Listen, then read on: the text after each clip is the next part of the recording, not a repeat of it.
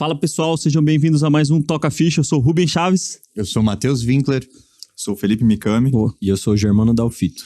Boa, e hoje a gente tem aqui já vou apresentar os nossos convidados, mas a gente tem um psiquiatra e um oftalmologista hoje juntos.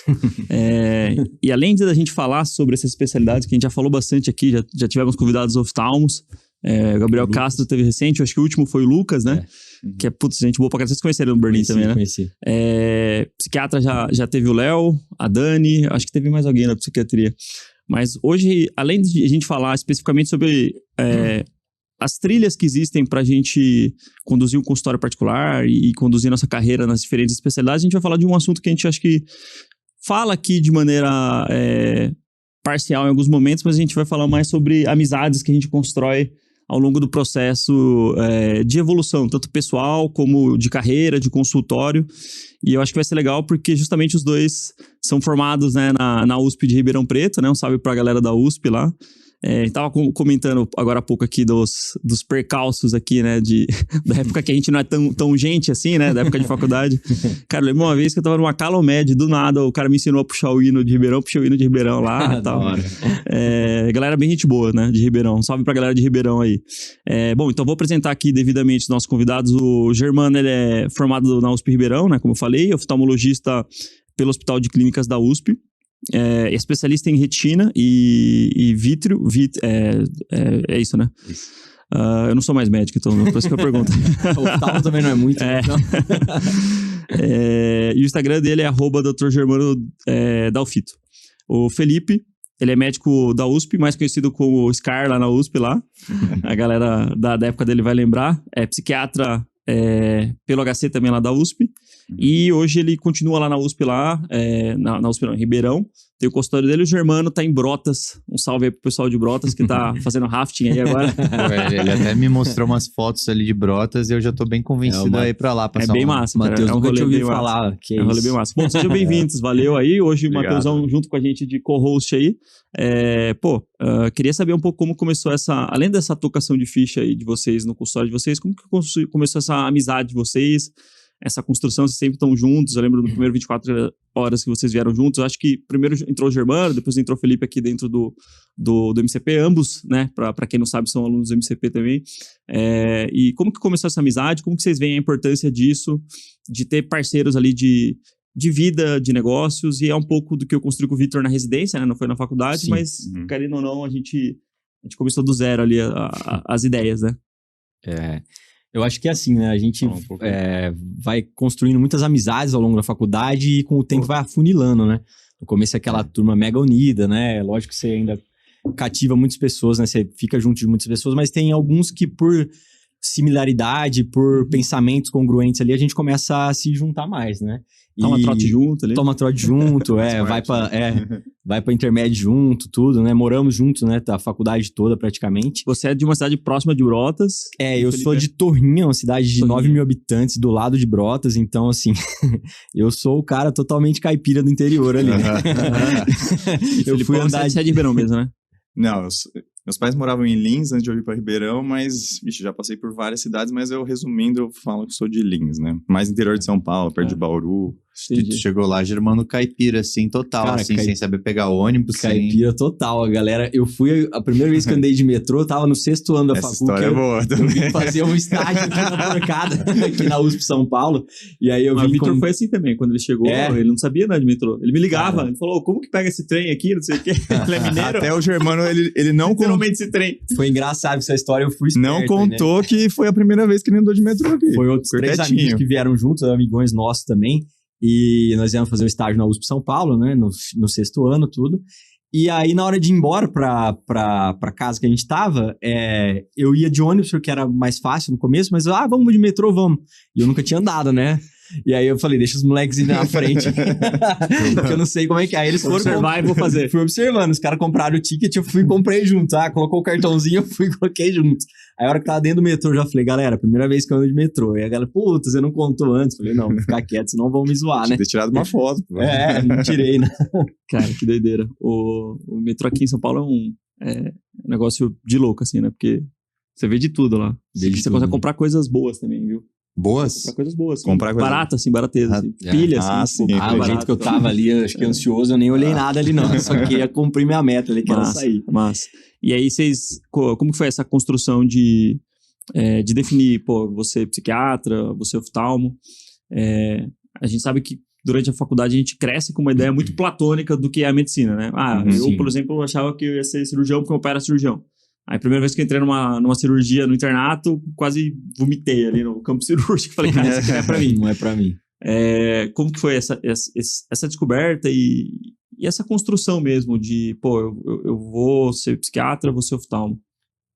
Vou falar por mim, eu sou o primeiro médico. Você também, né? Primeiro médico da família? Sim, o primeiro Eu sou o médico. primeiro médico na família, eu não tinha muita noção de medicina, eu comecei a gostar ali, me interessar no segundo ano do colégio, então eu entrei na faculdade assim, tem muitos amigos que já entram, você é ortop, você tal, primeiro vou ser médico, né, não sabia muito, e você começa a viajar um pouco, conhecer as especialidades, vai rodando dentro de todas, né, e eu gostei muito do oftalmo, me identifiquei porque é uma especialidade que tem tanto a parte clínica quanto a cirúrgica. Então, eu gosto muito de consultório, eu gosto muito de conversar, de sentar, de conhecer o paciente, de entender a vida dele. Mas eu gosto muito do lado cirúrgico também, que eu sinto que sai um pouquinho da rotina ali. E uma especialidade bem resolutiva também, né? O oftalmo não tem muita... A gente fala aquela enrolação, é um raciocínio às vezes mais lógico e resolutivo, né? Você resolve muito o problema do paciente rapidamente. Então, a minha construção foi mais ou menos assim, foi mais pela resolutividade, por caminhar nos dois campos, clínico e cirúrgico, e a praticidade também. Massa. Oftalmo, a galera... Eu vejo que a galera tem muito essa questão de... preciso, né? Construir um consultório que já tenha tudo, já. E essa é uma das grandes dificuldades, a barreira de entrada de aparelhos ali.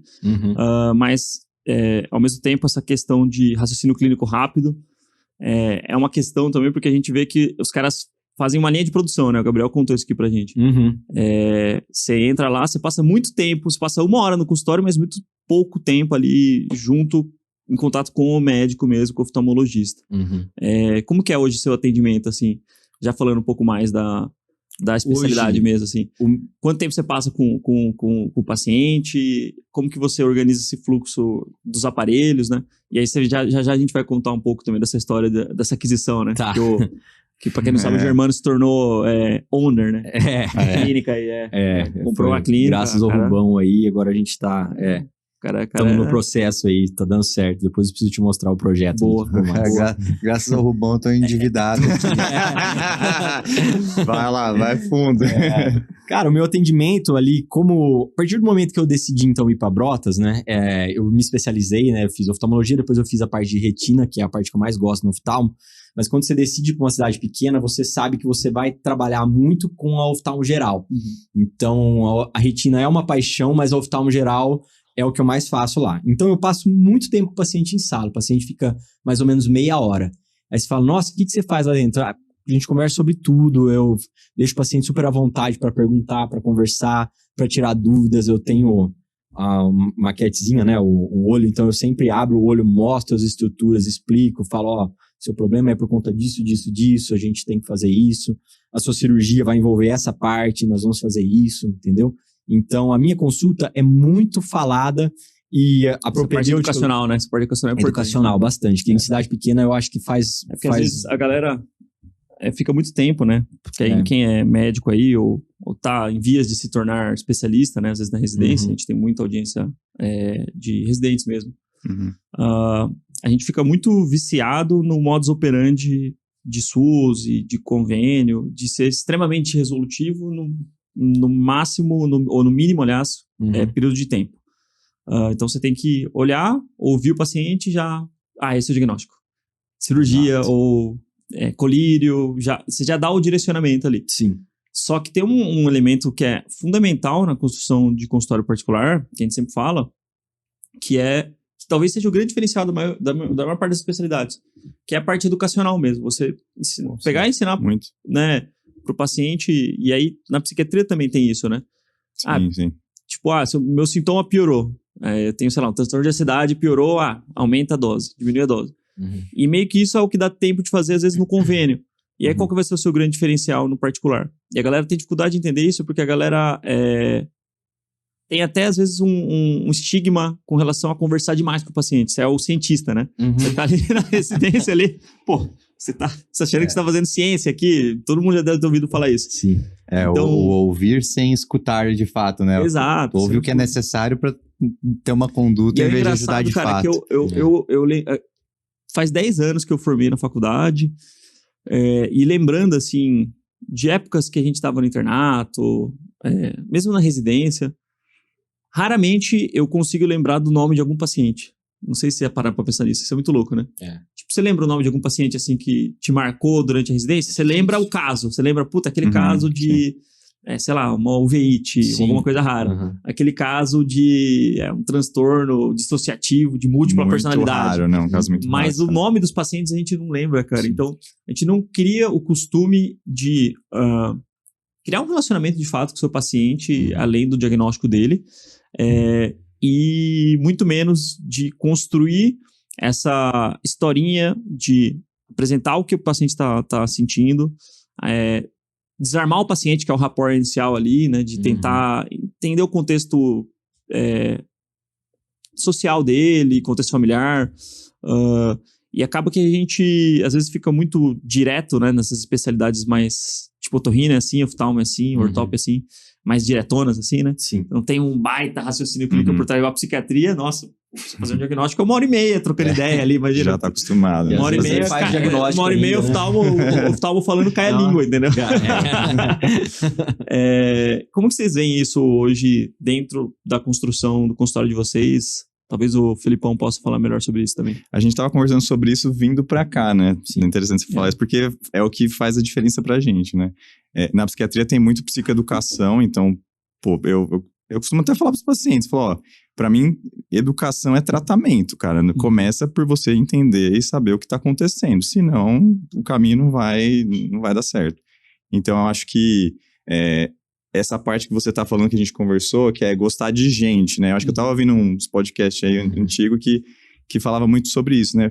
Você curtir aquele momento que você tá com o paciente. Sim. E aí, no consultório particular, você vai ter um tempo para isso de fato, né? Sim. Que é quando você tá em outros ambientes, isso não vai acontecer. Então, se você tem o tempo e você gosta de gente, né? Que a gente gosta de conversar, trocar ideia, entender o que tá acontecendo, né? Demais. Então, acho que a gente focou muito nisso, pelo menos isso é o que acontece. Já deveria acontecer na psiquiatria, né? Então, quem tá fazendo isso tá fazendo algo que deveria fazer, mas que nem todo mundo faz. Então, para mim, já tá fazendo sentido e os pacientes gostam muito, né? É uma construção que, para mim, foi super importante, né? E eu acho que, do que a gente estava conversando também, né? A gente poder se conectar com a vida do paciente. Tá interessado na história, por exemplo, né?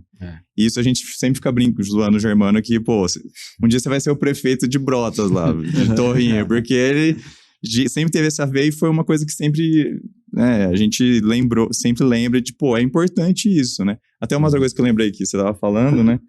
É que uma das coisas da nossa parceria que o Germano falou muito, quando que a gente tava na residência, e a gente conversava entre os colegas mesmo. Cara, vamos começar logo, vamos parar de... Porque a gente saiu do HC, né? E foi uma das coisas que a gente pensou que é uma das crenças que existe, né? HC de Ribeirão, você tem que ser super especialista. Aí o cara vai, entra, faz 1, 2, 3, aí faz R4, R5 e tal. Ele nem sabe mais o que ele tá fazendo lá. Enquanto que uma das coisas que o Germano mais falou, hoje, tem que começar logo, cara. É agora. Não tem que ficar esperando o quê? Você tava falando sobre o atendimento do básico, né? Sim. Do geral.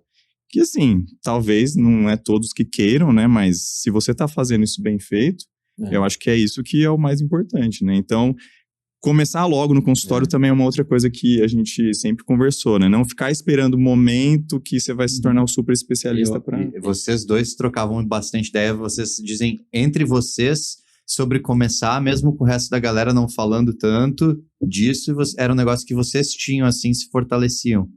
Exatamente. Era uma coisa que a gente conversava, né? Que a maioria sempre... procura talvez algum CLT, ou vou trabalhar aqui dentro do HC, ou vou fazer mais uma especialização, E até meu pensamento, né, que a gente sempre conversou foi esse, né? Cara, tem que começar e a gente já tá pronto, a gente tá preparado, né? Assim como quando a gente se forma, vai dar o primeiro plantão. Você fala, nossa, será que vai dar certo? Mas a gente tá preparado, a gente tá pronto. A gente E vocês olhando estudou. assim, olhando os colegas, esses colegas todos que iam para mais uma especialização, mais um mestrado, doutorado, e engatavam, às vezes vocês têm a impressão que alguns só não estão querendo encarar o mercado e começar de fato? Vocês têm essa impressão? Eu já senti isso, não na maioria, mas existe talvez esse medo de encarar, de começar, né? E É isso uma síndrome isso, né, cara? é, É uma síndrome. Vamos catalogar essa síndrome. e é aquele pensamento Impostor. aquele pensamento que a gente Também, nunca tá um pronto, pouco. né? Talvez isso, entendeu? Aham. E eu já sentia que para mim o pensamento é, eu quero chegar em tal lugar, quanto antes eu começar, antes eu vou errar, vou aprender, vou Sim. conversar, vou trocar ideia. Eu sempre fui muito comunicativo, né? Então, eu conversava com alguns chefes que eram mais próximos, pedia dicas, algumas coisas assim, de coisas que eu poderia agregar mais no meu atendimento. Entendeu? Massa. Legal. Tem uma questão que eu... Falando disso daí, né? A gente tá falando basicamente de tomada de decisão em determinado momento, né? Você terminou a residência, e aí? O que a gente vai fazer, né? Uhum. Da vida, Sim. né? Eu vou pegar ali na asa do meu chefe e vou ficar uns 10 anos ali. Não que isso seja errado, acho que não tem certo e errado. Eu acho que sim, se sim. fizer sentido pra você, beleza. Mas muitas vezes a gente meio que se bloqueia ali, se congela. E tem um livro que eu releio de tempos em tempos, eu tô relendo ele agora, que é Os Segredos da Mente Milionária. É um clássico, né? Uhum. Do T. Harv. Nunca li. Muito bom esse livro. E aí ele fala dos códigos de riqueza e tal. É um livro um pouco mais, numa pegada mais coach, mas dos livros mais motivacionais, assim, e de mentalidade, é um dos que eu mais gosto, assim. Uhum. E aí tem uma questão que ele fala assim, ó. A diferença entre o pensamento do cara que é rico e o pensamento do cara que é pobre, né? E a gente tem muitas crenças com relação a isso, né? A construir riqueza, a fazer dinheiro, tanto que o médico especialista que está no meio acadêmico muitas vezes julga a riqueza associada ao consultório, a construção de riqueza, ao picareta, né? Ah, não, isso aí é sinônimo de picaretagem, né? Você não pode... Eu tô fazendo um negócio sério Exato. aqui, me especializando E aí, pra e aí sempre. ele passa tipo vários ensinamentos sobre como que a gente pode identificar esses padrões de pensamento na gente, e isso vai influenciar. Uhum. Então, toda a tese do livro passa por os pensamentos que você tem, definem as suas emoções, as emoções definem suas ações, e as ações definem o resultado. Então, o resultado, querendo ou não, vai ter uma influência do pensamento inicial que você teve e do que você está pensando no dia a dia. Sim. Se você está num ambiente que as pessoas falam que, demora demais para construir um consultório particular, é demorado, é pesado, não sei o quê, ou é cheio de picaretagem, a galera que ganha dinheiro muito rápido é malandra, você acaba incorporando isso de alguma maneira, né? E isso vai influenciar no seu resultado, que é, você dá uma segurada no freio na hora de... Dá uma travada. Né? Dá uma travada. Uhum. E aí ele fala que justamente uma das grandes diferenças entre a galera que consegue acumular riqueza ao longo dos anos, né? E aí ele tá uma linguagem mais topo de funil, né? Tá falando para as pessoas em geral, não só para médicos. Que as pessoas que têm mentalidade de riqueza, elas agem. Elas têm esse componente de ação muito forte. Uhum. Cara, eu vou abrir essa porta. Eu não sei exatamente o que eu vou encontrar lá, mas eu sinto um cheiro de oportunidade. Sim. E as pessoas que geralmente têm uma mentalidade que levam mais a escassez, a pobreza, é tipo assim, eu não sei o que tem lá, melhor não abrir, eu vou esperar 100% de certeza para poder ir para lá. Então, acho que isso é interessante e isso passa na nossa tomada de decisão em algum momento. Eu abro ou não abro o consultório? Eu começo a atender ou não começo? Eu me exponho ou não me exponho? Uhum. Eu tomo risco ou não tomo risco? Então, eu acho que um dos grandes diferenciais de quem consegue construir um consultório particular e se destacar é justamente duas coisas que eu observo em vocês, né? Amizades boas, né? Sim. Que aí você conversando com parceiros e pessoas que pensam igual a você e que podem ser eventualmente referência para você, você vai ser elevado de alguma maneira. Uhum. E essa questão de curiosidade, né? Ser curioso. Eu tenho vontade de descobrir como funciona isso, como funciona aquilo. E olhar para os caras de sucesso e perguntar, o que esses caras estão fazendo, que eu posso fazer, aprender e replicar e também ter algum grau de sucesso. Cara, os caras, eles falavam durante a residência em abrir consultório. Tu falou que trocava ideia com os teus chefes, perguntando, o que eu posso fazer? Vocês entraram juntos no MCP, tipo, a validação de tudo que tu tá falando. Sim, total. É bem isso mesmo. Você falou, amizades boas no caso, O Germano tem outras amizades, mas nesse ponto, pra mim, o Germano foi quem compartilhou. Tem outras amizades, mas eu sou melhor. Tem outras amizades pra ele. Tem mais uns aí, né? Mas nesse ponto, parece que a gente entrou numa sintonia de tipo, tá, eu posso conversar com você sobre isso. Com essas outras pessoas, eu não sei o quanto que dá pra gente compartilhar esse tipo de assunto, né? Porque aí tem uma questão ali do ambiente que você vive e as pessoas compartilham os medos e tal. E aí a gente compartilhava essa confiança. Sim. E aí foi assim, vamos embora. Inclusive, uma correção, eu chamei o Germano pra MCP. É verdade, foi mesmo. Foi verdade. Eu já seguia, já acompanhava, né? Você entrou primeiro. Mas ele, eu falei, cara, tem um negócio muito massa aqui. Eu acho que até lembro de falar.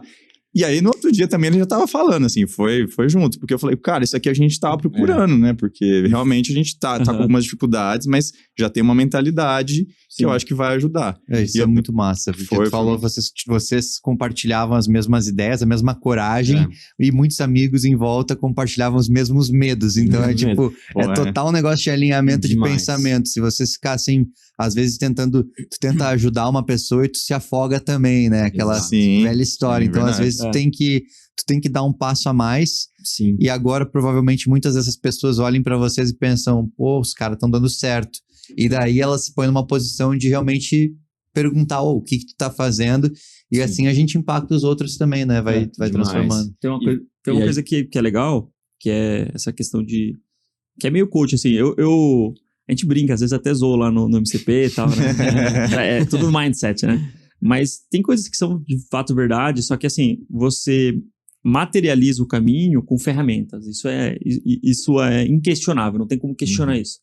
Não adianta só você falar, não, eu vou fazer e não ter ferramentas, não ter conhecimento básico. Por isso que a gente faz especialidade também, né? Porque senão, eu tenho o poder de operar a cabeça de alguém. Não existe isso. Sim. Mas o resultado e o atingimento de metas ou não vai depender muito do seu drive de querer mesmo, de visualizar e de ter essa meta. E aí, recentemente, eu tava vendo até um áudio do... Nada a ver, né? Conversa aqui, né? Esse que é legal tocar ficha. A gente vai navegando Eu sou meio TDAH e eu vou devagando aqui. Do John Kennedy, do Fluminense agora, né? Que foi campeão. Salve aí pra galera do Fluminense aí, que foi campeão. Até que enfim, né? Foi massa, né? Foi massa. Ele falando, cara, eu vou ser campeão, eu vou fazer o gol do título, putz, tá na minha mente aqui, eu tô vendo isso e vai rolar, meu. Aí o Diniz falou, não, você vai fazer o gol do título. Antes dele entrar, aí falou, ele fez na prorrogação, aquela coisa e tal. Mentalizou, então. Mentalizou e fez. Muito legal. Como que a gente consegue fazer isso no consultório, né? Essa é uma boa pergunta, cara. É uma boa pergunta. Eu acho que mentalizar é o primeiro passo, né? Você falou, né? Até tava ouvindo, não sei... a palestra da Cici Navarro, né? Que ela falou. Provavelmente alguém já teve uma ideia de fazer um jaleco fashion, né? Essa ideia já pode ter corrido na mente de alguém. Mas a pessoa não foi lá e fez, né? Mesma coisa do seu consultório. Putz, você tem ideia. Putz, eu posso fazer isso, posso fazer aquilo. Mas se você não der esse passo, abrir essa porta que é escura, né? Que você não sabe o que vai ter atrás, você nunca vai atingir, né? Então, eu acho que a mentalidade ajuda muito, mas ela sozinha não faz nada, né? A gente tem que ir testando, né? O MCP ajuda muito a gente nisso de talvez antecipar alguns erros, né? E ajudar a gente a ter um planejamento melhor. É porque aí você fala, putz, eu vou fazer desse jeito. Aí você chega e você fala pra alguém e fala, não, pô, esse jeito eu acho que não vai dar certo.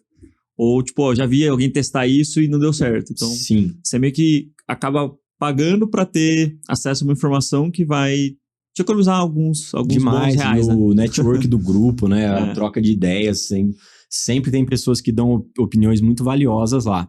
E eu penso por mim, né? Eu comecei o consultório em julho de no final de 2020, no final do R3 eu comecei a estruturar tudo. E eu penso, né? Quanto antes eu comecei, melhor. Eu comecei num momento que eu achei legal. Tava estourada a pandemia, né? Nós ainda estávamos na Força Aérea na época. E foi, entre aspas, um tiro no escuro no começo, né? Porque não sabia se ia dar certo ou não. Você só abriu a porta ali abriu e foi, exatamente. Vamos ver o que vai contar aqui, né? Exatamente. Não, massa, cara. É bem legal isso, porque a gente já falou isso algumas vezes aqui, né? Com o Vitor, a gente morava junto na época de residência, né? 2 moleques ali, né? Que tipo, recém-formado ali, com uma visão meio platônica, assim, Sim. meio até de criança, assim, sobre a medicina e sobre as possibilidades. E eu lembro que eu entrei no site do consultório do Dr. Andreoli, sabe o Dr. Andreoli? Que era o INA, né? Uhum. Que hoje, acho que até fechou o INA hoje. E aí eu olhei o site bonito e tal, Sports Medicine, todo aquele conceito, e eu tava, tipo, tinha acabado de passar na residência. Eu falei, pô, um dia eu quero ter um negócio desse aqui, meu, massa pra caramba. Ou participar disso, né? Tem minha foto lá, né, no site e tal. E as coisas começam assim, querendo ou não, a gente não tem todas as respostas, e nunca vai ter, tá? Nunca vai ter, e a gente acha que quando a gente começa a construir, as coisas ficam mais seguras. E, na verdade, não, cara. Na verdade, eu percebo que não. O legal de você construir consultório, construir uma reputação, começar a ter mais pacientes, é que você, de fato, consegue enriquecer, consegue diminuir menos de outros vínculos que não fazem sentido e sair daquela corrida dos ratos, né? Que às vezes o médico tá de, tipo, ficar correndo atrás do rabo, né? Sim. Tem que dar plantão para fechar as contas e é aquela coisa. E eu percebo que, cara, quanto mais a gente cresce, mais a gente se torna experiente e tem um olhar mais de feeling mesmo, de entender, pô, esse caminho aqui eu acho que eu já vi alguma coisa parecida, pode ser que dê bom. Esse aqui, putz, estou sentindo que tá meio perigoso, pode ser que dê ruim. Mas a sensação de, putz, eu tô abrindo uma nova porta e eu não sei o que eu vou encontrar, ela sempre vai continuar existindo, cara. Sim. Isso aí não acaba, não acaba. Eu percebo que quanto mais eu cresço, pô, abri outra unidade agora, será que vai dar certo? A primeira vez, será que eu vou conseguir? Quando você tá com uma unidade é muito fácil, que é cômodo, porque você já construiu um negócio legal que já tá rodando sozinho e, enfim, não tem tanto esforço assim. Mas quando você abre outra, você tem que ficar se deslocando para que seja próximo, né, o Itaim de Moema. Então, eu percebo que isso às vezes segura muito as pessoas, né? E a gente não tá falando pra você fazer nenhuma loucura, né? Você se endividar e se alavancar e fazer uma coisa assim, totalmente assim, de uma maneira colérica. Mas algum grau de ousadia você vai ter que ter para abrir consultório particular.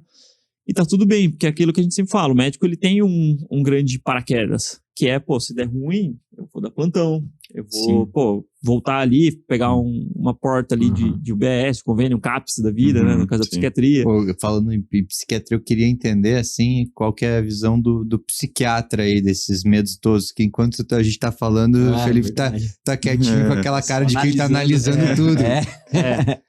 E aí, só pra passar então a bola pro Felipe, eu acho que a galera, às vezes, eles colocam o consultório num pedestal como se fosse algo intocável, assim, sabe? Sim. E eu sinto que muita gente, às vezes, muito boa tecnicamente, fica ali naquela coisa, nossa, é um negócio muito complexo, né? É difícil, de fato é difícil, não é fácil, mas tudo que a gente conseguiu transmitir aqui dentro do MCP não é rocket science, né? Vamos combinar, não é nada assim, tipo, nossa, isso aqui é um absurdo, tive que passar noites e noites estudando. Cara, são conceitos básicos que você aos poucos vai conectando os pontos ali e vai adaptando isso para a sua realidade, é basicamente isso. E aí você tem que se expor a saber gravar um conteúdo, tirar algumas fotos, fazer um bom relacionamento, construir uma rede de relacionamentos. Como que vocês enxergam isso dentro do MCP, né? As ferramentas que a gente conseguiu entregar para vocês entrarem nessa jornada do consultório particular como se você estivesse com um mapinha entrando numa trilha escura, assim, né? Você tem ali o caminho, mas aí você se questiona, pô, será que eu tô indo certo? E aí, por isso que é legal ter um mentor, né? O cara, não, eu já fui pros caminhos, cara, e você tá indo no local certo. Ele valida algumas ideias ali com você, né? É interessante. Como vocês sentiram esse caminho aí? Acho que você tá falando até foi uma das últimas coisas que a gente conversou, né? Quando a gente conversou a última vez, que tem umas dores que vão acontecer ao longo do crescimento, né? Sim. Então, quando você tá você tem essa curiosidade, eu vejo que, assim, tem um perfil também, né? Não é qualquer um que se arrisca também, assim, né? Então, eu acho que dá pra você sempre falar para a gente tenta influenciar muita gente, falou, dá certo, dá para tentar, mas tem algumas pessoas que às vezes vão tentar de um jeito mais assim, voluntário, assim, vou arriscar, vamos tentar. E a hora que você é picado por essa moça da curiosidade, aí você não para, né? Você fala, vai dar trabalho eu abrir uma segunda unidade, mas pô, é legal, não quero parar aqui, eu quero mais. Desafio. Eu vejo que eu tô nesse processo, tipo, pô, cresci tanto nesse último ano aí, e agora eu já tô inventando coisa nova. Falei, puta, mas o que eu tô entrando nessas coisas aqui, né? Podia ter parado, mas não é do meu perfil, não vou parar. Então, acho que isso também me movimentou lá no começo também, né? e me ajudou. O que a gente tenta, às vezes, até falar com alguns colegas, eu acho que vocês fazem isso o tempo inteiro, é tipo, existem outras ferramentas que vão deixar você menos inseguro, né, para esses medos. Então, eu lembro quando eu conversei pela primeira vez, antes de entrar no MCP, foi a entrevista lá, e aí, acho que chamava Matheus, não? Matheus. E aí ele falou assim, cara... Salve pro Matheusão aí. White Shark, o tubarão branco. Sim, nossa, faz tempo que eu falei com ele, foi ano passado. E aí ele falou assim, cara, você tá no caminho, assim, né? Se você pode ir pelo seu caminho, acho que você já tá indo bem. Acho que a gente pode te ajudar a reduzir o tempo que você vai levar pra melhorar, ou eu falava algumas coisas de, putz, me incomoda ainda a imprevisibilidade, algumas coisas que eu queria uma ajuda e ver essa ideia de você de usar os dados, de planejar, de ter um pouco mais de estrutura, que às vezes é muito da nossa cabeça também, né? Então, acho que isso acabou ajudando, pra mim, me ajudou muito, acelerou esse processo, e nesse meio tempo aí, que foi, inclusive, minha esposa estava grávida já, né? E aí eu falei, é isso que eu quero, porque minha filha vai nascer, né? Como é que eu vou me preparar, minha filha chegando, eu querendo largar algumas coisas e eu me sentindo inseguro de largar, porque é aquele medo que é paralisador, né? Só que daí esses dados aqui estão me dando uma ideia de que não, é possível. Claro que quem mais me empurrou foi minha esposa, na verdade, né? Quem me ajuda, não, tá dando tudo certo, vamos lá, você tá vendo isso aqui? Então, mas acho que toda essa formação que a gente faz ao longo desse ano aí ajuda muito, né? Tirar um pouco desses receios que ficam na nossa cabeça. A gente fica com medo, né? A gente fica com muito medo mesmo. Eu senti muito isso ao longo do tempo, assim, mas estruturando um pouco o processo foi mais fácil de ir melhorando, né? Principalmente pensando no nosso planejamento familiar de vida também. É como se tivesse um mapa, e aí você estivesse indo na trilha, né, de noite, assim, e aí alguém chega com uma luz ali e mostra pra você, né? Não, o caminho é esse. Não tem onça negra aqui, né? Não tem monstro do Lago Ness. Pode ir que vai dar. Às vezes o cara ele nem mostra com uma lâmpada, com uma luz, ele só te fala, ó, cara, seguinte, tem umas pedras aqui, tem um caminho ali, ali. Eu já fui lá, tá? Fica tranquilo. Confia. É difícil. Eu acho que essa parte do MCP, o que mais me ajudou, assim, foi tentar entender as métricas, né?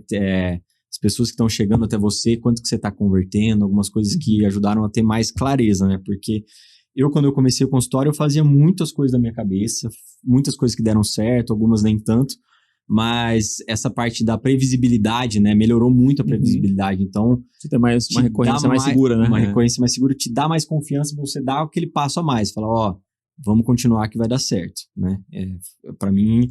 me profissionalizou muito, né? Legal. A questão de você entender melhor, levar o consultório mais como uma empresa, né? Do que eu levava antes. É engraçado que a gente vê, assim, quando a gente olha para um paciente, a gente tem uma capacidade analítica gigante, né? Tipo, a gente é treinado para isso.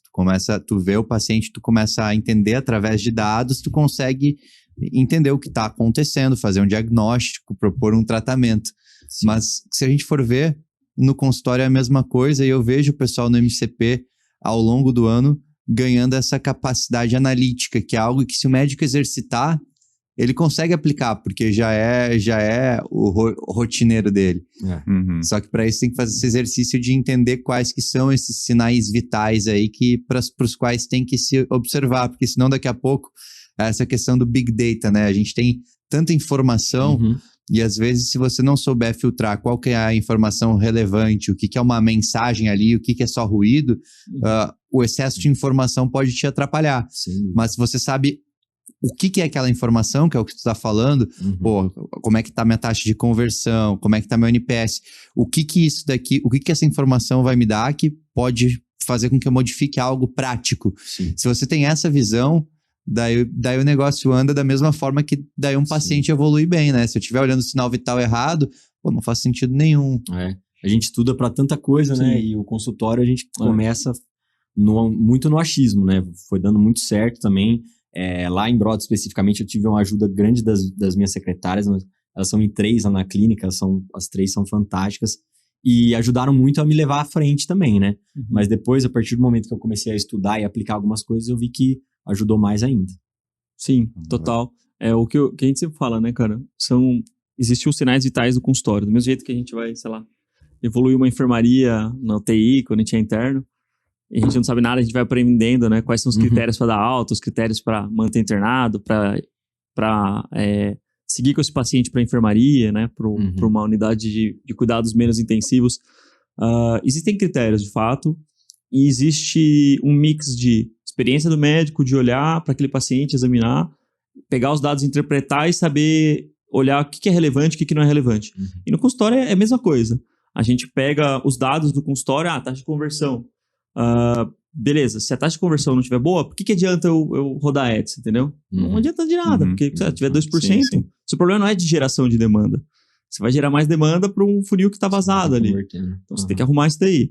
Aí depois você olha o NPS, vai validar que a galera, o Net Promoter Score, né, para quem não conhece, que é a pesquisa de satisfação, vai validar que a galera está curtindo o seu serviço. Se a galera curte o serviço, é um sinal que você pode aumentar a sua consulta. Agora, se o seu NPS está baixo, mesmo, sei lá, independente da sua taxa de ocupação, não faz muito sentido você querer aumentar o preço, porque a galera provavelmente está mais falando mal de você do que bem, né? Que são os detratores, que é de 0 a 7, né?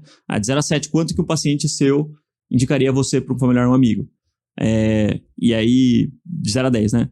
De 0 a 7 seriam os detratores, 8 e 9 os neutros, aliás, 7 e 8 os neutros, né? 0 a 6, perdão.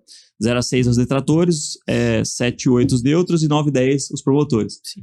Se você não tiver mais promotores do que detratores, não vale a pena você pensar em expandir, em fazer mais marketing. Você tem que arrumar toda a estrutura que o paciente percorre ao longo do caminho. E não é só a consulta em si, porque às vezes o paciente fala, mas o médico fala, mas eu atendo bem o paciente, eu trato ele bem. Não é isso, não é sobre isso, é sobre você conseguir ter a certeza de que ele começou a jornada dele a partir do momento que ele viu um anúncio seu no Google, ou ele ouviu falar de você, te procurou no Google, ou ele achou no seu Instagram, ou alguém jogou o link da sua secretária para ele, fala aqui e tal, indico. E aí, a partir desse primeiro ponto de contato que começa, de fato, a jornada. Então, tem vários elementos que a gente tem que olhar, e aí depois pegar estrutura de custo, de receita, margem, e tentar entender se isso está de acordo com o que a gente esperava, né? Porque também ninguém vai ter o esforço de fazer um consultório para ganhar menos por hora do que os vínculos tradicionais. Então, tudo isso é uma ciência, de fato, que a gente empacotou aqui de uma maneira simples para o médico, porque tem muita maneira de complicar a ciência do empreendedorismo, né? Muito empreendedorês, muito aquela coisa de anglo-saxismo, né? De termos em inglês, mas o fato é que se a gente conseguir entender o básico do básico e conseguir pegar aquilo que mais importa de empreendedorismo, de gestão e de business e aplicar no consultório, as coisas ficam mais claras e a gente tem um direcionamento mais assertivo no final das contas. A gente consegue, agora eu acho que está no momento de abrir mais um horário, agora acho que está no momento de sair aqui do consultório, do coworking, do consultório do meu chefe, para ter o meu próprio consultório. Agora está na hora de expandir. Ou agora está na hora de contratar mais gente para me ajudar a entregar para o paciente. Então, tudo isso é análise de dados e é muito similar com o que a gente faz na medicina. Que é, no final das contas, analisar dados também, né? Só que são outros dados e é uma outra curva de aprendizado.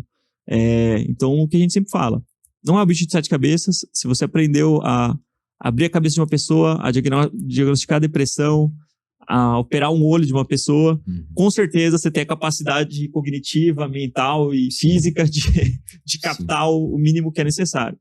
E aí, uma outra coisa que eu queria já perguntar aqui para vocês, que é esse conceito de empreendedor, né? Galera, é um outro conceito que a galera coloca num pedestal, né? Pô, o cara é empreendedor, o cara é visionário, não sei o quê. E, cara, tem muito pedreiro que é empreendedor. Tem muito pedreiro que é empreendedor, cara. Os caras ganham muito dinheiro porque os caras conseguem replicar o que eles fazem, colocar outras pessoas para fazer junto com eles e gerar valor, entregar num tempo rápido e é isso aí, e vai criando. Tem feirante que é empreendedor, tem várias maneiras da gente empreender. E não é um negócio assim, rocket science. Você não vai virar um Elon Musk e nem o Jeff Bezos. Mas você também, não é aquela coisa também de 4-hour work week. Tem aquele livro, né? Às vezes o cara acha que ele vai virar empreendedor e ele vai trabalhar menos, né? Pelo contrário. Não, cara, tá maluco, você trabalha bastante. Mas é o que te permite você entender que nas vias tradicionais hoje, no CAPS, aí vocês podem até falar um pouco mais disso, né? No CAPS ou no, sei lá, num serviço de convênio de oftalmo. Você tem um teto claro ali, né? Você tem um limite claro. Sim. E aí você vai vender suas horas e você vai atingir aquele limite, né? Como que vocês enxergam a vida nesses cenários? Porque, assim, não é... A gente não pode reclamar da medicina de maneira geral. A gente tá falando mal de quem faz isso. Mas, se você tá insatisfeito, e provavelmente você tá insatisfeito, né? Por N motivos, né? O excesso de pacientes, volume, você não vê a transformação na vida do paciente, aquela coisa vira uma relação muito transacional, troca de receita. Total receita, tchau, mais R$30 pra mim. Né? Que é mais ou menos o que o convênio paga, R$30, R$80. Como que vocês veem isso e esse movimento e essa dificuldade que os colegas têm, né? Tanto na oftalmo quanto na psiquiatria. Assim. Da minha trajetória, eu acho que, assim, eu passei por acho que quase todos os cenários da psiquiatria, assim, né? Trabalhei no CAPS, clínica popular, plantão em CAPS à noite, enfermaria. Eu realmente toquei muito, nossa. Mas mesmo antes, a gente já trabalhava muito, mas quando eu terminei a psiquiatria, eu nem pensava muito no consultório, assim, acho que era uma coisa cultural mesmo e do ambiente de pensar assim, pô, será que consultório é pra mim, né? Não sei, acho que aquela coisa que a gente sempre fala, né? A gente sempre ouve também, demora muito tempo e na psiquiatria mais ainda. Então, só que tava nesse ponto de virada, né? Então, acho que ao longo do tempo, como eu fui experimentando todos esses cenários, eu fui vendo o quanto que eles eram limitantes mesmo, né? Então, tanto de valor financeiro quanto da sua ação, né? Até tem um plantão que a gente dava lá perto de Ribeirão que, assim, toda vez que eu ia lá, eu me sentia mal porque parece um manicômio, assim. Então, tem essas questões que você entra em contato que você fala assim, putz, mas eu não concordo com esse tipo de medicina que ainda existe. O que eu tô fazendo aqui, né? Tá, eu tô vindo pra ganhar dinheiro, mas eu não quero continuar aqui. Eu preciso também pensar em sair desse lugar, já que eu não concordo com isso, né? Porque senão você tem aquela sensação de hipocrisia e tudo mais. Mas tem um momento que você só quer ganhar dinheiro. Você fala, não, eu preciso pagar minhas contas. Então, ao longo do tempo, hoje eu tô quase no consultório, mas eu fui entendendo também essas dificuldades quando você tá nesses outros cenários que são limitantes e eles tentam te encaixar num formato, né? Várias vezes já teve, lá em Ribeirão tem, alguns hospitais tal, que mandava mensagem, você não quer trabalhar com a gente? E eu me lembro que eu até pensei uma vez, eu ficava discutindo, 25 minutos? Não, 20 minutos não dá, 25 minutos da consulta? Aí você para pra pensar, você fala, cara, eu não acredito que eu tô discutindo isso se não é o que eu acredito, né? Senão eu não acho que eu consigo acreditar. Você tá chorando tempo ali, né? Era uma loucura, mas naquela hora você só tá no começo, né? Você vai tentando de tudo e de repente você vai vendo que o caminho do consultório, né, particular, ele acaba te oferecendo a autonomia de você fazer do seu jeito que você acredita, né? E oferecendo da melhor maneira que você pode. E os próprios pacientes, eles, né, depois respondem que, é isso mesmo, né? Que bom que você está fazendo isso porque eu queria que fosse assim. Muita gente não vai, mas os que você está atraindo tá indo pelo caminho certo. Então, acho que esse movimento que aconteceu ao longo dos meus anos aí, desde que eu abri o consultório, eu fui vendo que tinha essa possibilidade, isso aí para mim mudou minha cabeça, né? Que eu não pensava mesmo muito em consultório particular. Eu lembro que foi até um colega, ele era R3, quando era R1, aí ele formou. E aí, depois de um tempo, ele estava lá num ambulatório e falou, Felipe, você não quer dividir uns horários? Vou trabalhar em outro lugar, vai sobrar lá.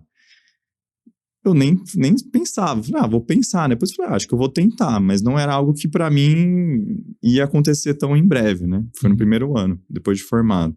Mas que depois eu fui vendo todas essas possibilidades. Eu falei, é isso mesmo, né? Isso aqui vai me conceder tempo, autonomia, até um valor melhor ali, né? E é isso que eu queria mesmo. Então, foi muito bom essa escolha, essa visão ali que foi acontecendo, né? Parece que foi natural hoje, pensando, mas foi difícil pra caramba, né? Não foi fácil, não. Olhando pra trás parece fácil. Foi difícil. Na questão da oftalmologia, acontece muito a questão de clínica popular, né? Então, você atende 6 pacientes por hora. Tipo, no volume, no total, você acaba ganhando bem pra quem tá no final da residência ainda, né? Que já dá pra ir trabalhando, né? E o outro problema do alto fluxo, né, para ganhar dinheiro no oftalmo, é a questão dos lugares que meio que te obrigam, entre aspas, a pedir exames, entendeu? Tem colegas que já passaram por essa situação de, você tá pedindo pouco exame, doutor, porque a clínica acaba ganhando na questão dos exames, né? Então, não é a medicina que você quer praticar, né?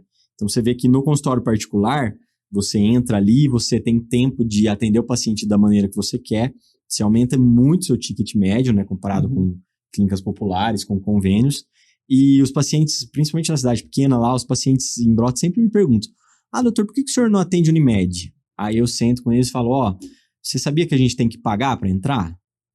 Não sabia. Falou: aqui o valor é tanto.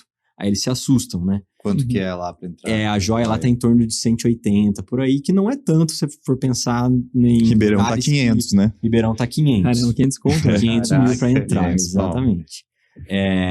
E eu falo... consulta pagando quanto? Média 80, por aí. Entendi. E aí eu sempre gosto de explicar esse paciente, pra eu entrar aqui, eu tenho que pagar em média esse valor, 180 mil. E o convênio me passa R$80 por consulta. Nossa, doutor, não sabia. Nossa, mas então é complicado, né? Falei, então, quando você vem, a gente faz uma consulta completa, a gente senta, conversa, explica a sua doença, explica o seu tratamento, te dou um retorno para você voltar, tirar dúvidas, né? Tô sempre disponível, pode mandar mensagem para a secretária, pode ligar aqui, a gente conversa. E eu acho que isso ajuda muito a gente a fazer a medicina do jeito que a gente quer, né? E isso eu sinto uma satisfação muito grande hoje em conseguir entregar isso para o paciente, né? Preencher relatório cirúrgico, carta, tudo. A gente consegue ter um tempo melhor para se dedicar ao paciente, tempo né? é tudo, né? É engraçado, né? Quando os pacientes questionam a gente, eu lembrei de um vídeo do Porta dos Fundos que saiu do cara. Não é nem do Porta dos Fundos, acho que é um outro canal, Parafernália, talvez. Um desses canais, assim, de humor, né? Tipo, a cena começa assim, né? O médico, tipo, esperando o encanador. Já viu esse vídeo? Sensacional. Aí o encanador entra lá, mas tu faz 4 horas que tá te esperando aqui, não sei o quê. Você chamou o particular? Não, fui pelo seguro. Então. Exatamente. É bem isso mesmo. E aí ele questiona, né? Pô, mas outro dia também vim. Semana passada eu vim aqui, fiquei 4 horas esperando você atender. Foi bem isso mesmo. É bem esse raciocínio aí também, né? E é a solução ruim, né? E aí, tipo, o problema é esse, não sei o quê, resolve aí. Tipo... eu te dou uma receita do que tem que fazer. Mas eu que vou ter que fazer. É muito bom. Isso exemplifica muito na medicina o que a gente faz, né? Muitas vezes ali no convênio, né? De horas de espera, acumular muitos pacientes, você não consegue dar atenção, não tem a sua disponibilidade do mesmo jeito que a gente consegue dar atendendo no particular, né? Então eu sempre faço questão de mostrar isso pro paciente, por que eu tomei esse caminho e não o caminho do convênio, né? Essa joia aí de 500 mil que me impressionou, 180 eu já acho alto, mas a de 500 mil, se for fazer o cálculo de assim, para ter o retorno disso, diminuindo, já subtraindo todos os gastos que tem no consultório. Sim. O número de pacientes hora que você tem que atender aí durante um longo período de tempo. A conta não fecha. É um absurdo, Sim. É um número assim que é completamente irracional pagar 500 conto para entrar nisso. Teve um último edital lá que eu vi da Unimed que tinha psiquiatria, né? Falei, cara, mas peraí.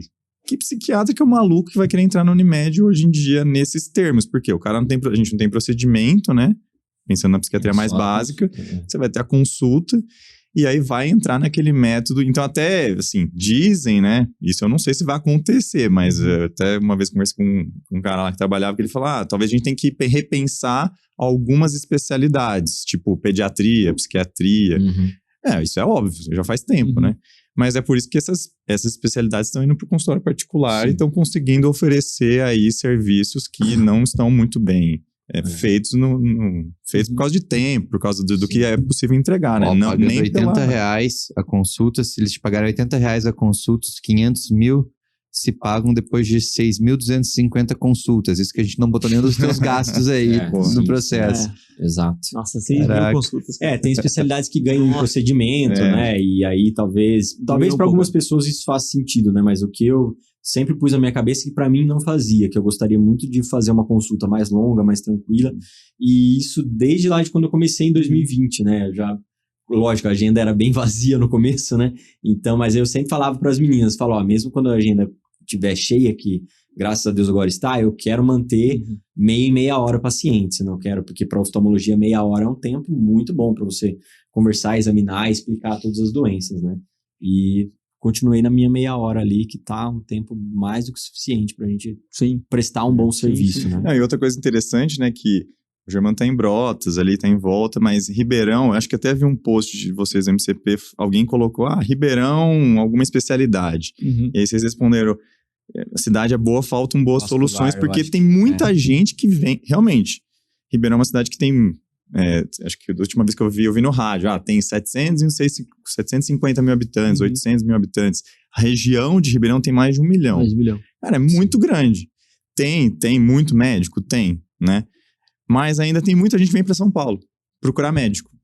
Muita gente mesmo. Então o cara sai de uma cidade, tem HC, o cara que tá disposto a pagar, né? E vem pra cá. Então realmente falta, né? Falta aí soluções bem feitas, pensadas para aquele público que eventualmente alguns vão continuar vindo para cá porque é outro nível, mas pô, e os outros que estão ali, né? Muita gente, né? Sim. Então é aí que a gente pensou, quando a gente conversava muito, né? Pô, Ribeirão tem, não sei se é a população ou até mesmo os médicos, tem um pensamento um pouco, a galera tem um pensamento um pouco, não sei, ainda ultrapassado, né? Não vai dar certo aqui, né? O Germano saiu de Ribeirão, mas eu quase saí também quando me formei. Eu falei, não, a gente tem um pensamento na faculdade, lá na faculdade a gente pelo menos não sei como tá agora, né? Mas assim, a gente vai se formar aqui e vai embora, todo mundo.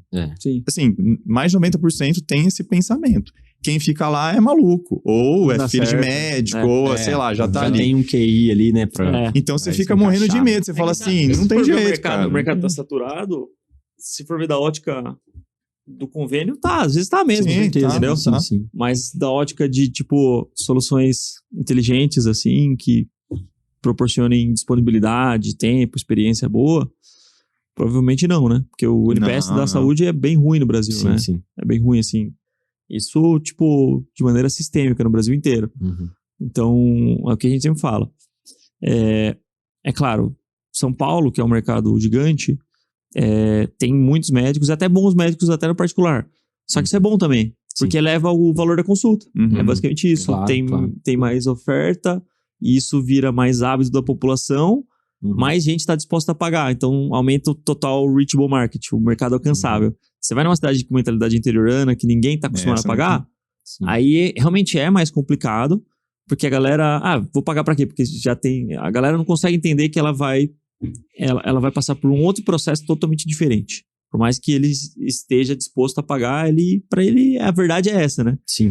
Médico é tudo atrasado e ganha bem. Essa que as pessoas têm na cabeça. Exato. Então, quando a gente começa a criar polos e núcleos de médicos que entregam algo diferente, mesmo que for no contexto particular, se for algo que de fato gera valor, as pessoas vão pagar e vão entender que, poxa, paguei, mas foi diferente, foi bem melhor do que eu já tive, assim, de experiência nas outras vias.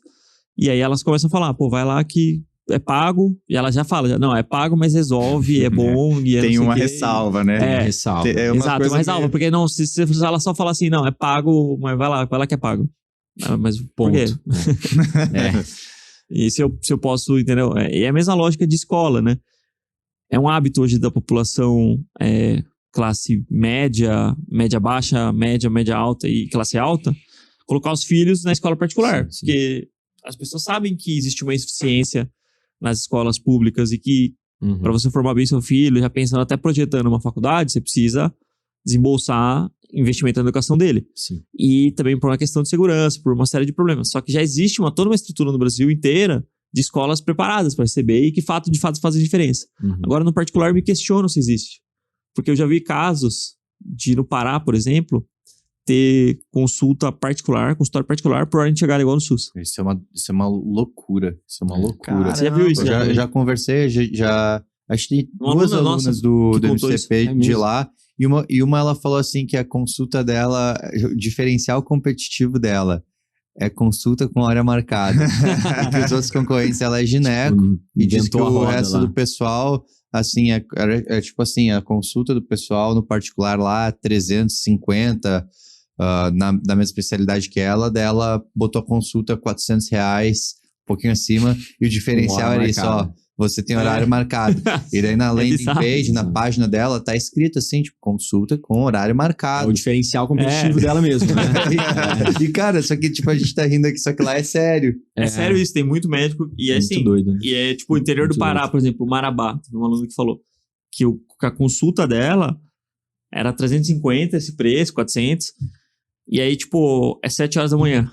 Você agenda no período, ou à tarde ou de manhã. De manhã você começa às 7 e à tarde começa às 1. Ou seja, é por ordem de chegada. Por ordem de chegada. Tipo, Sim. se você chegar cedo, você já entra Eu sei. na fila, você vai ter ser atendido rápido. Mas se você chegar às vezes 7h03, que teoricamente já você tá tá o no povo lá. horário, se o povo já estiver lá, você vai ser atendido, sei lá, 10 horas. Meio-dia, E pagando. Pagando. É muito louco. isso. Acho que eu fiquei pensando na sua pergunta, viu, Matheus? Os medos nossos pra entrar nisso. Quebrar o status quo aí, o establishment, é muito difícil. Você fala, pô, será que pode pôr o horário, né? Não sei. Mas aí, posso. Mas vai dar trabalho e você vai ter que enfrentar bastante coisa. Você vai ter que enfrentar crítica, você vai ter que enfrentar uma série de coisas. E você tem que tomar essa iniciativa, né? Sim. E quando você estava falando também do MCP como um todo, tem um contraponto que não é uma crítica, é você precisa fazer as coisas. Sim. Então, eu sempre fico pensando muito nisso, né? Eu acho que isso é um medo das pessoas também.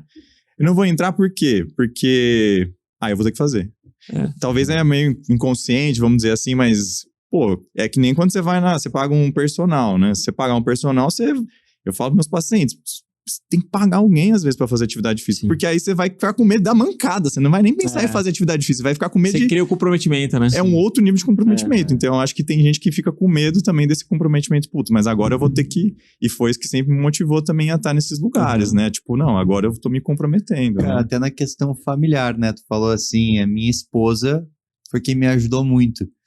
Mas a tua esposa, ela sabe que tu entrou num programa chamado Meu Consultório Particular. E agora tem até uma questão tua, da tua identidade em frente a ela, em frente às pessoas que moram contigo, as pessoas com quem tu compartilha. Porque elas vão te perguntar, como é que tá esse negócio desse Meu Consultório Particular que tu entrou, esse curso que tu tá pagando, essa mentoria? Veja bem. Exatamente, cara. É isso. E aí?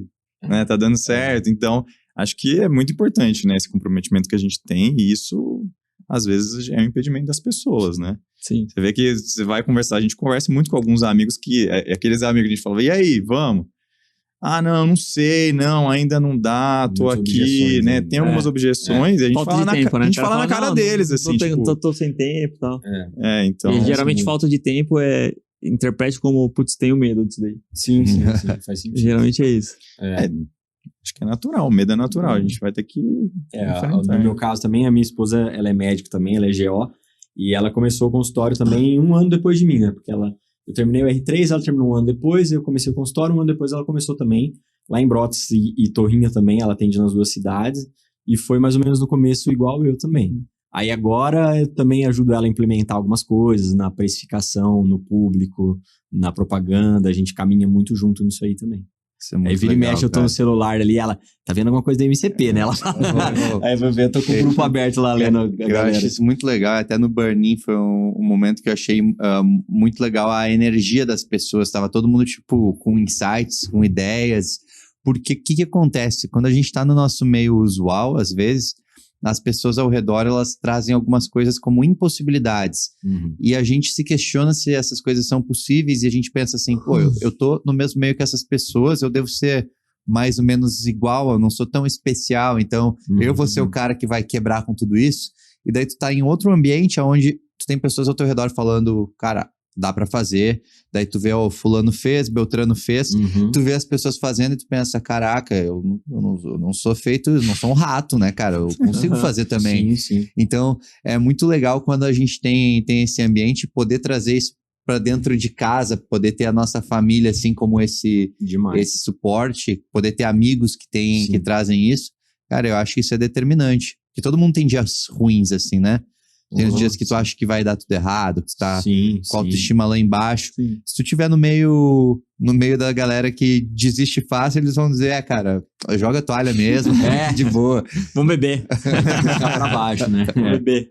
Que é o que acho que é um podcast do Joel J que eu vi, ele falou, nunca escute conselho de quem não construiu nada, né? Então, a pessoa que nunca fez ali uma coisa, você vai pedir um conselho, não vai dar certo, né? Então, é bem por aí, né? A gente se aliar com as pessoas que têm o mesmo pensamento, né?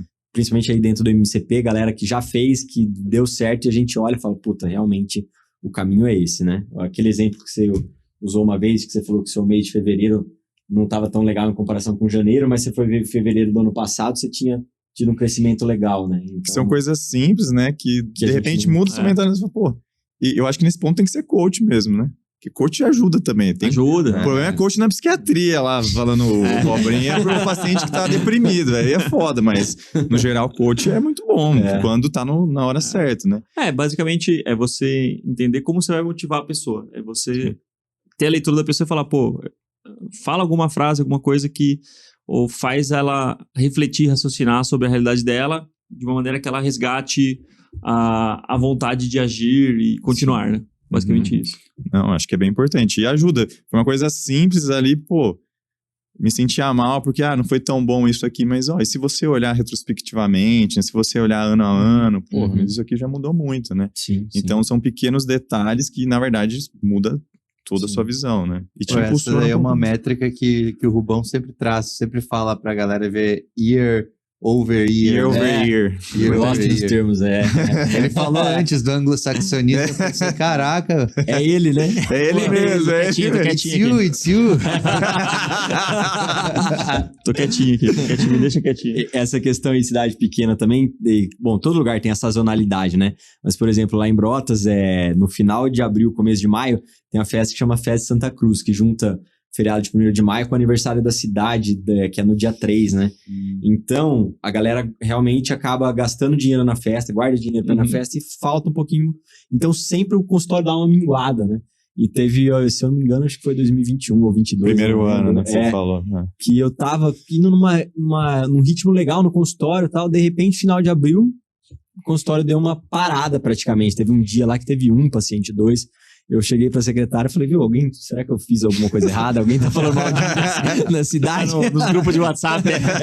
Saiu alguma notícia minha nos grupos de Facebook, Ela falou, não, é a época da festa mesmo, né? Então, a gente já sazonalidade, sabe que vai dar final de abril, começo de maio lá, já dá uma minguada já, justamente por conta da Cara, esse é um gráfico mesmo. que todo mundo deveria ter, cara. Tipo, a receita, a foto da sua receita de janeiro a dezembro, todos os anos. Sim. Porque geralmente é um desenho mesmo que ele tende a se repetir no formato, mas no tamanho ele vai aumentando ano a ano, entendeu? Sim.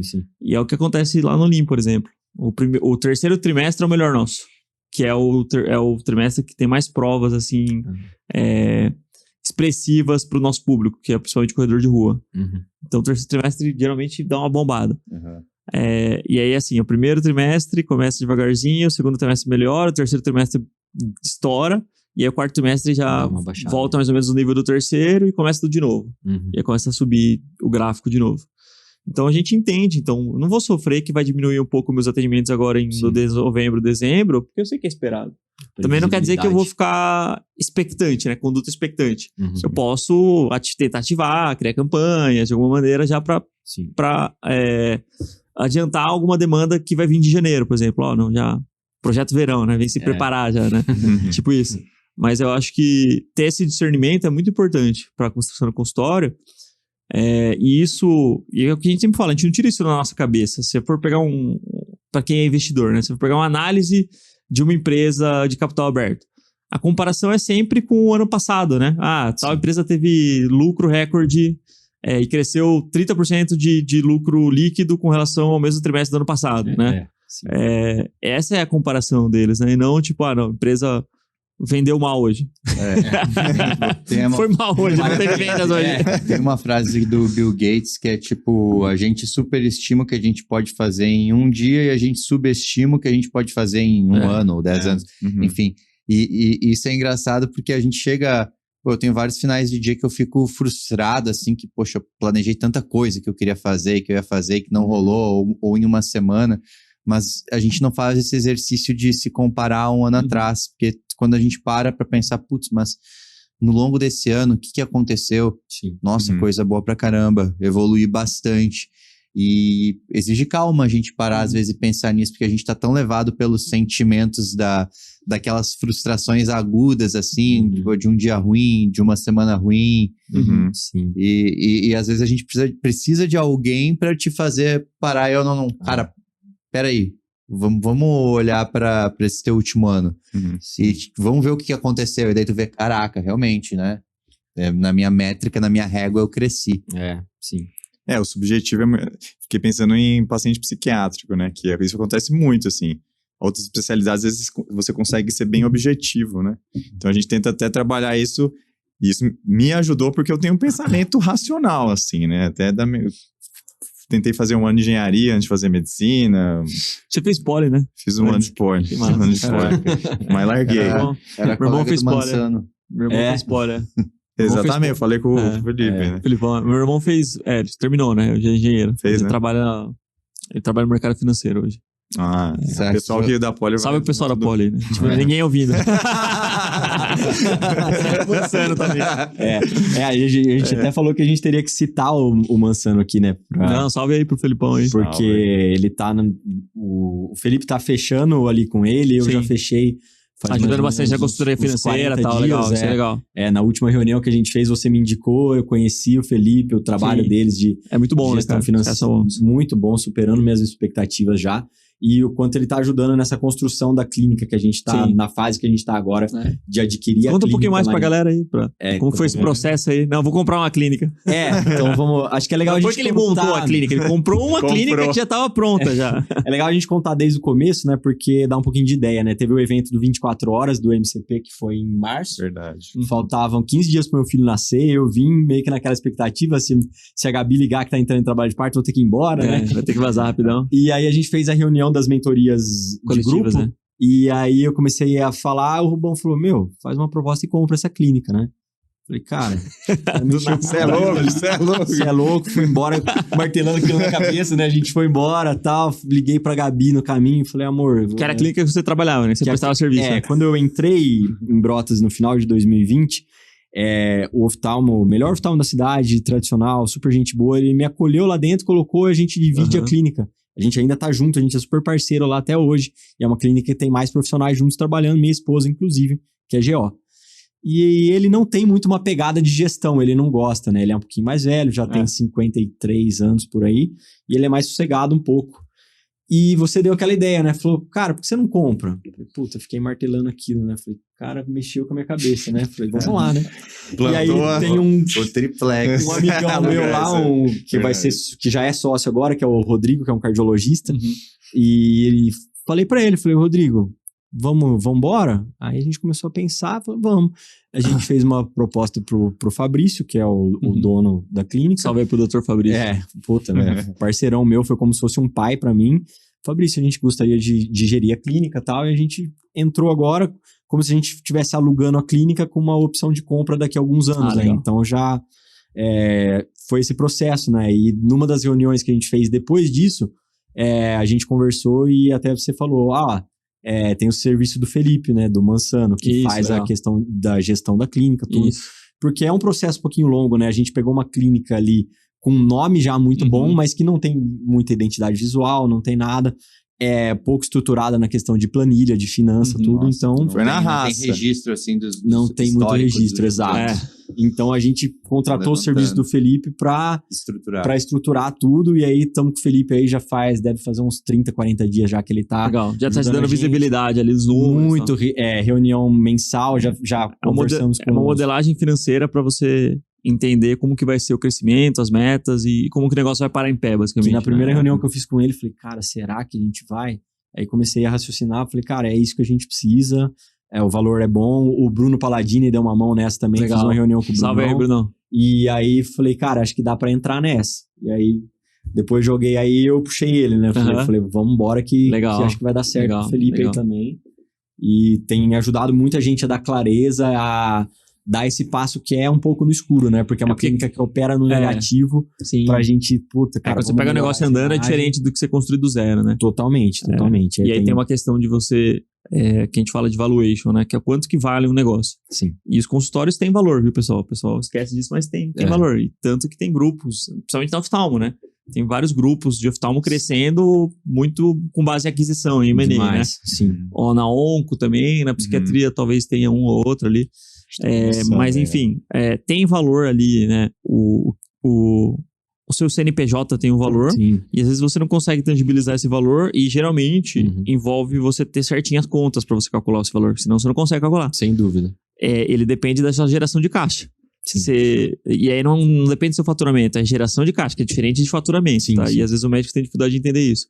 Então, se você gera caixa, você consegue fazer uma continha que em 2, 4, 5, 30 anos, quanto que vai crescer, tem uma estimativa ali de quanto que vai crescer o seu negócio, e se é bom ou não. E, geralmente os negócios bons são os negócios que crescem acima da inflação, né? Sim. Porque senão não faz sentido, ninguém vai investir em algo que não tá... tomar um risco que vai crescer igual a inflação. Então põe no CDB lá, renda fixa do tesouro. Que a gente fez lá em Brotas, gente. Senão não vale a pena. Malucos ali que topamos entrar nisso aí. E aí você, olhando pro futuro, você consegue entender. Beleza, hoje eu tô sozinho, mas eu posso contratar mais uma pessoa para trabalhar comigo, posso ocupar esse espaço. Então, você extrair o máximo de eficiência operacional dentro dessa estrutura de custos e receita e tentar entender estratégia de precificação para o negócio parar em pé e para atender as suas necessidades. Porque a gente, o médico enxerga muito consultório, às vezes, como uma vaca leiteira. Que pode até ser bom, né? Tipo, uma vaca leiteira é tipo uma vaca que você vai lá todo dia e tira um pouquinho de leite e acabou, né? E ela não cresce. Mas o consultório, ele pode se tornar um gurilão silver black, sei lá, um bicho maior, assim. Não precisa ser uma vaca leiteira, necessariamente, porque você pode criar um racional de, eu preciso de, sei lá, 15 mil, vamos dizer, aqui em São Paulo para sobreviver. Desses 15 mil que eu vou tirar do consultório, isso tô falando para quem já tem um consultório mais maduro, né? É evidente que, às vezes, quem não começou ainda parece meio surreal isso daí, mas conforme você vai amadurecendo, você chega nesse ponto. Desses 15 mil, eu vou tirar aqui sei lá, 30% de tudo que eu ganho, e o resto eu vou reinvestir, ou seja, 70% do lucro eu vou reinvestir, e 30% vai ficar de prolabore. E aí, se você cria esse hábito, isso é muito benéfico, você começa a construir um fluxo de caixa, você começa a separar conta de pessoa física de pessoa jurídica, e eu acho que isso é muito legal, esse trabalho do Felipão, salve Felipão, é legal porque te ajuda linha por linha a entender isso, e eles operacionalizam isso, né? Mas é legal o médico, às vezes, também, nem que for no comecinho, separar contas de pessoa física de pessoa jurídica. A gente sempre fala isso. Tem que ter um caixa ali, um capital de giro para pagar os funcionários, pagar a secretária, pagar as contas. Expandir. Para não ficar pagando do seu cartão de crédito, porque tem uma hora que, tipo, vira um buraco negro. Você não sabe quanto que o consultório tá gerando, às vezes ele tá até negativo. E você não percebe, entendeu? E tu falou da vaca leiteira, né? Tem uma historinha clássica da vaca leiteira, não sei se é uma parábola, uma fábula, uma história aí que tinha um monge e o seu aluno, eles estavam vagando por aí, eles pararam numa casinha assim, no meio do caminho, para pedir água, pedir um pouso e tal, e acabou que receberam eles muito bem, eles ficaram lá e a família tinha uma vaquinha, era tudo que a família tinha, uma vaquinha. Uma família muito humilde. Daí eles saíram no meio da madrugada, em vez de sair de manhã, saíram no meio da madrugada e o mestre falou assim, o monge mestre falou pro seu discípulo, pro seu pupilo, pega a vaca e traz a vaca com a gente. Não entendeu direito, mas seguiu o mestre. Daí eles seguiram caminhando, foram até um penhasco, e daí o mestre monge falou, agora empurra a vaca do penhasco. Ele tentou contestar, mas, o monge mestre tá falando, ele empurrou a vaca do penhasco. E nisso se passaram 10 anos e esse pupilo ficou com essa culpa. Ficou na cabeça dele remoendo. E ele sentia que ele tinha que devolver para aquela família. Ele sentia que ele tinha que dar algo para eles. Aqueles caras, uma família tão humilde, casinha pequena, tudo que tinha era vaquinha. Ele voltou 10 anos depois lá e ele viu que tinha uma plantação de fumo, ele viu que tinha umas bananeiras, ele viu que tinha outras coisas, viu que tinha milho, soja. E ele pensou, compraram aqui o terreno, compraram isso. E daí, de qualquer forma, ele vai bater na porta para perguntar onde é que tá a família que morava ali. E quando ele chega lá, são as mesmas pessoas que moravam lá. E daí eles lembram dele. E antes que ele peça desculpa, eles falam, vocês não vão acreditar, aquele dia lá que vocês saíram, nossa vaca acabou fugindo, alguém roubou nossa vaca. E a gente ficou tão perdido porque a gente não sabia o que fazer, a gente só tinha nossa vaquinha e a gente teve que achar alguma coisa. E a gente achou várias possibilidades aqui ao redor. E a gente começou a se desenvolver.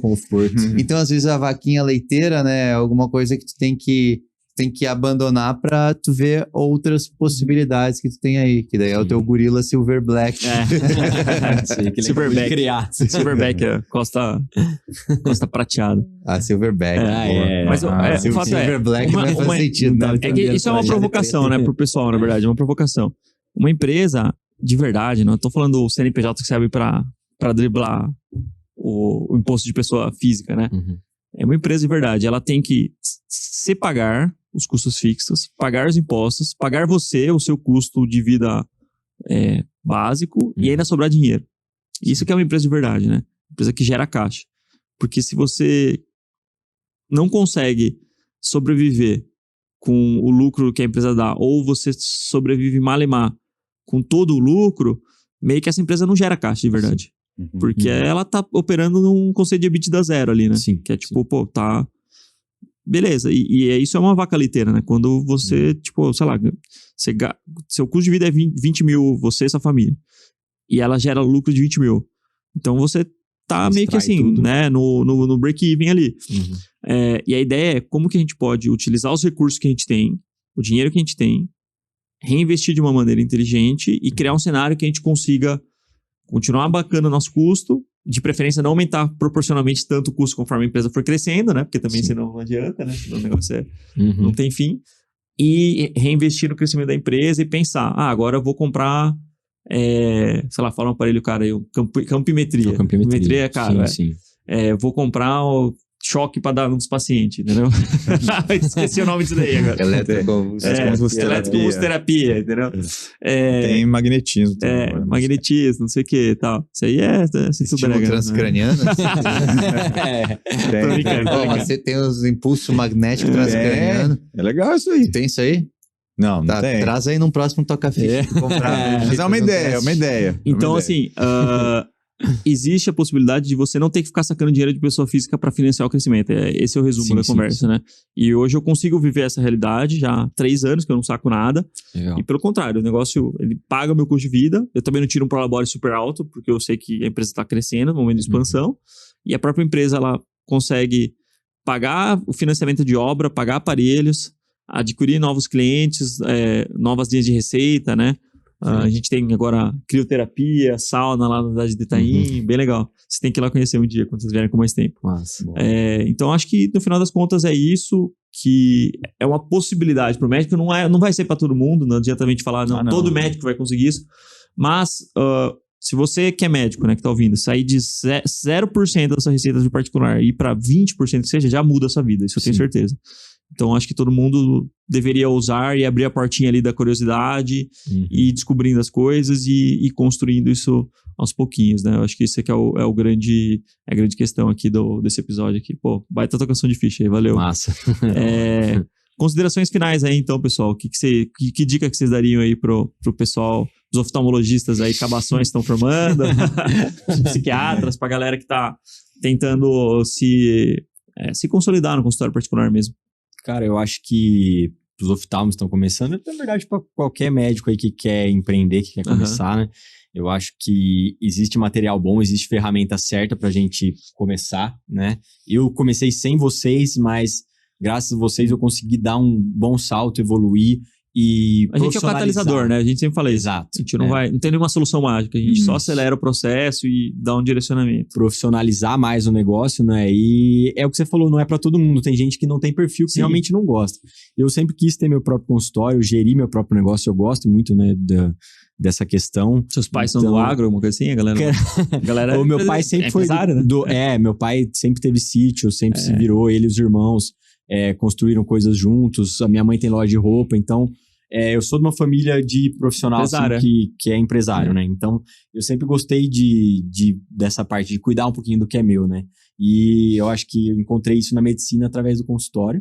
E a minha dica é essa, tem as ferramentas certas, mas você tem que dar seus próprios passos, né? Porque sozinho ninguém consegue, ninguém constrói nada.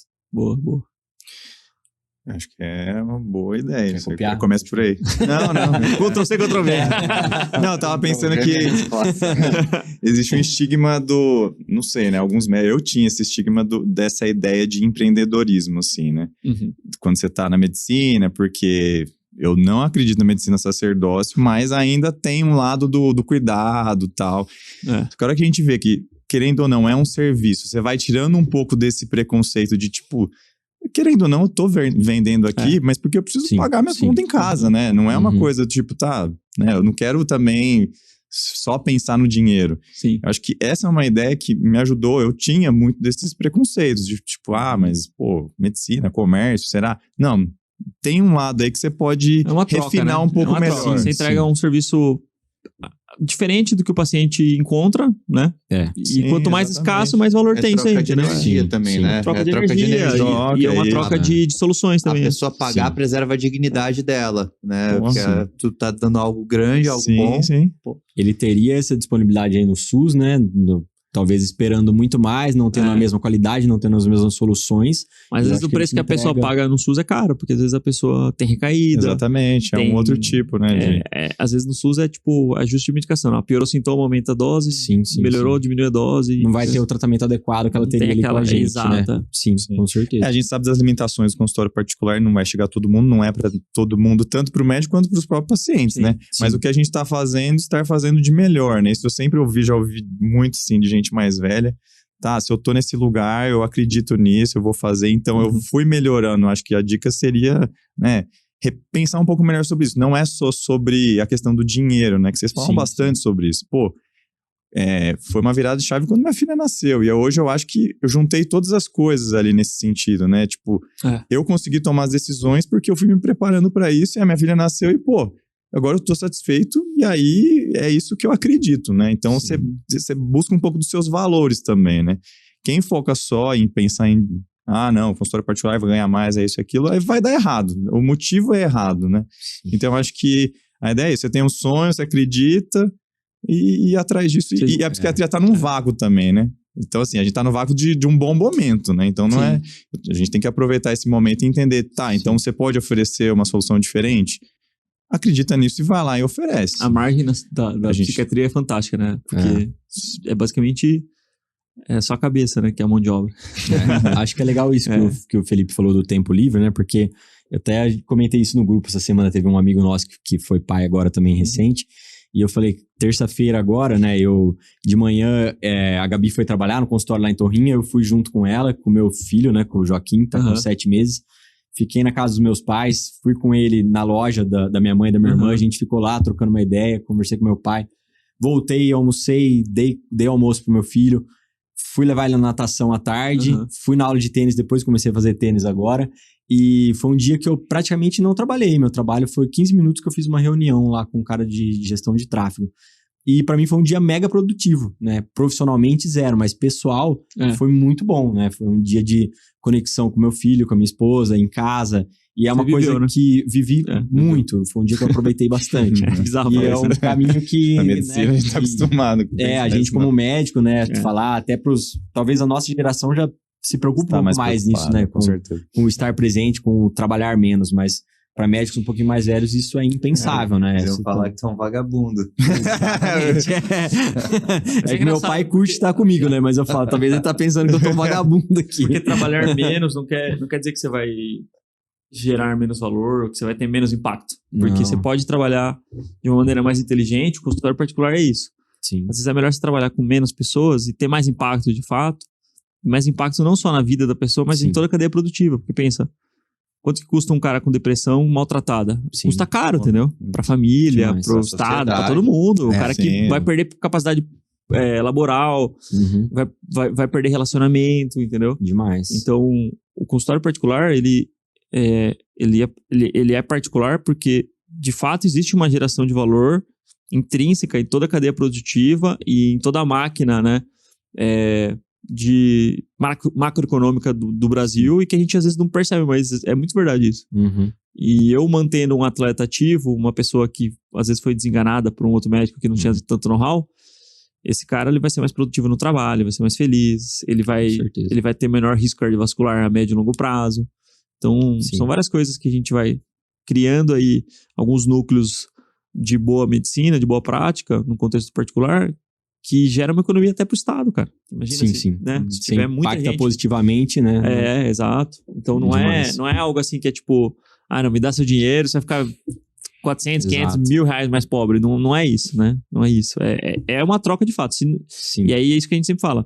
Não adianta você que quer construir consultório particular querer simplesmente só ganhar dinheiro a qualquer custo. Sim. Porque senão é melhor você abrir uma boca, entendeu? Sendo bastante sincero. Abre uma biqueira. Sim. Porque no final das contas, você primeiro tem que entregar algo de valor para você poder cobrar. Depois que você constrói seu produto, você valida, você, putz, isso aqui realmente transforma a vida de alguém. Aí eu cobro, entendeu? Porque senão não faz sentido, cara. Não faz sentido. Eu acho que assim, o entregar o mais valor é também a gente tá descansado, tá de bem com a vida, tá tranquilo pra... Vim gravar um podcast numa quinta. Exatamente. Fechar a agenda. Pra gente poder entregar o melhor pro nosso paciente com disposição, com tempo, né? Tranquilo, né? Pra gente conseguir entregar uma boa medicina. Boa. Valeu, pô. Baita tocação difícil. Agradeço aí a presença de vocês. Valeu, aí, deslocamento, né, do interior. Mano, salve pro interior. Deixando as crianças em casa, né? Salve pras mães. Pessoal, só lembrando aí que a gente ainda tá com vagas abertas aí pro programa de mentoria em 2024. Vocês podem estar aqui, de repente, 2024, 2025, né? Contando a história de vocês e a transformação no consultório de vocês. Então, clique no link da bio, tanto do Spotify quanto do YouTube. Ou vão lá no Instagram, mande um inbox pra gente, que a gente vai ter o maior prazer em responder vocês, tá?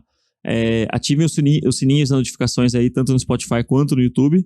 Deixa eu ver aqui como que tá o Spotify aqui. Estamos com quantas estrelinhas aqui? Deixa eu ver, toca a ficha. 199. E você pode ser o milésimo. É engraçado que eu coloco toca aqui pra procurar no Spotify, aparece toca o trompete. Uma música X. Nunca ouvi. 324 estrelinhas. Bora rumo aos 400 aí. A gente tem mais de 1.000 ouvintes por semana, né? Legal pelas demais. nossas métricas ali. E só 300 estrelinhas. Então, por favor, avaliem aí, deem 5 estrelas pra gente, que vai ajudar bastante a continuar disseminando aí a palavra do MCP. Beleza? Valeu, pessoal. Até a próxima. E a gente se vê quinta que vem. Valeu. Valeu, prazer.